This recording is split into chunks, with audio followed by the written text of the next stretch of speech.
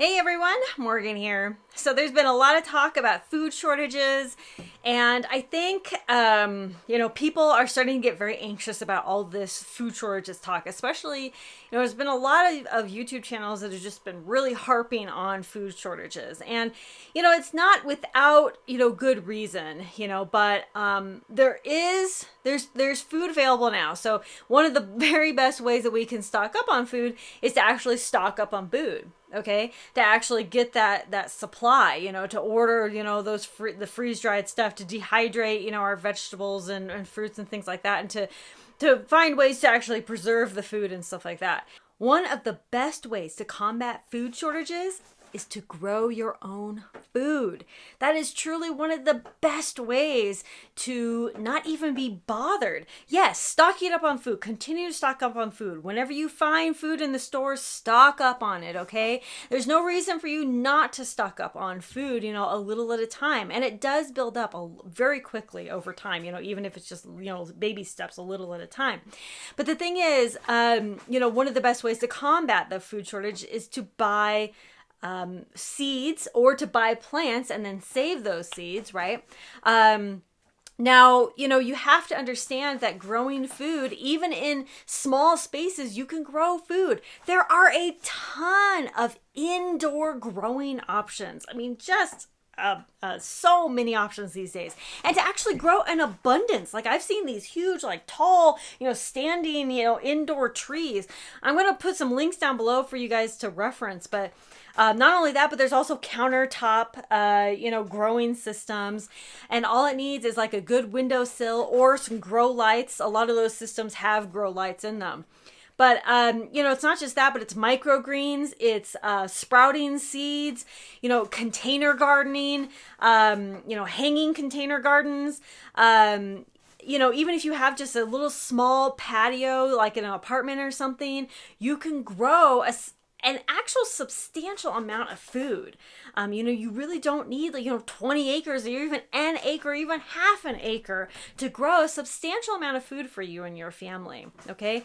And it's all about knowing your zone, and it's about knowing, what you can grow and when. Essentially, people can actually grow food almost year round. It does depend, if you are in a growing zone that gets a lot of snow and stuff like that. Maybe you can transition into indoor gardening or growing microgreens, or these things and you're probably saying, like, Morgan, you can't grow a lot of microgreens and just survive on the microgreens. Maybe that's true. Maybe you could start a community garden, or maybe if there already is a community garden, join that community garden. Maybe you could get like a little mini greenhouse that you could put on your patio, and then, supply the light for that greenhouse, the heat and whatever for that greenhouse. Again, you don't need a ton of space. Maybe somebody that has a little extra space, and maybe you could ask them if you could have your own little garden, in their backyard or something. Or, like if they've never even thought about growing a garden, maybe you could present the idea to them, a friend, family, neighbor, or whatever that has a little bit of space, and you could be like, I'll start this garden and I'll take care of it if you just let me, have access to the garden, basically. And of course, they can have access to the garden, right? Share the wealth kind of thing. But, people think that this stuff is so out of reach for them, but it's not. Especially indoor gardening is actually really effective and really efficient, especially because the temperature is controlled a little bit better indoors.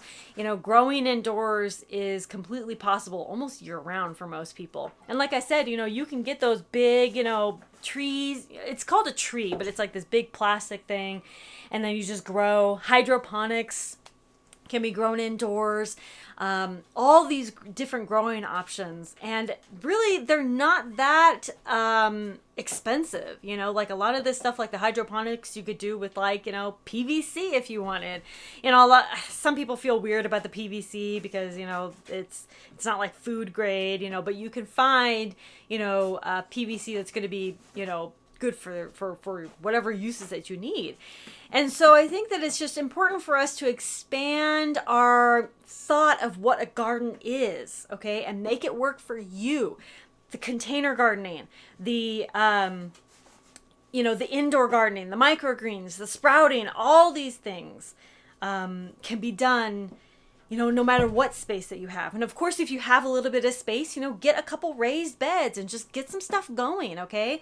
And then get like some greenhouse material, make a little greenhouse out of it, if you have that ability. But otherwise, indoor gardening is definitely an option. But seriously, this is really one of the best ways to combat food shortages is to grow your own food.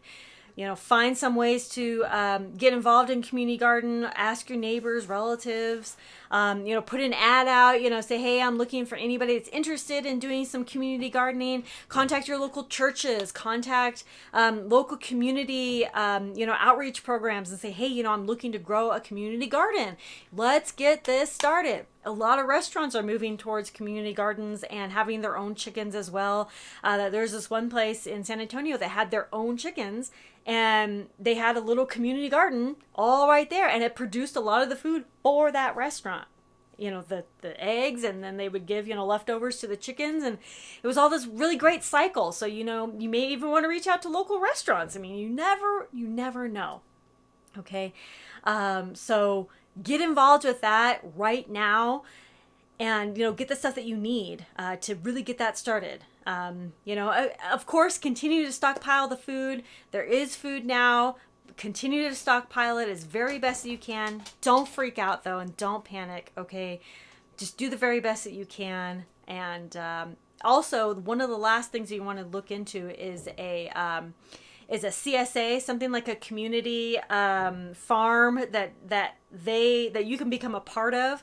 There's lots of community farms all around that you can become a part of. I think the one near here is like $70 a month for like weekly vegetable deliveries. I think that's cheap. My husband thinks that's expensive, but that's cheap, especially everything that they give you. They give you a ton of vegetables each week. So look into community farms that are CSAs, and it's basically community farms that you can become a member of, and then they'll give you vegetables every week. That's also a really good way to combat food shortages. So anyway, I hope that this has inspired you. Look at my links down below to see how you can get started with indoor gardening, microgreens, and all this stuff. It's a bunch of different products and things like that. And I'm gonna have a video coming up about how to grow microgreens and stuff like that. Yes, even in this hot weather, I can grow microgreens, and I'll have an update on my garden as well. The desert gardening is growing. Thank you all so much for watching. Conquer Tomorrow by Preparing Today. I'll talk to you all later. Bye.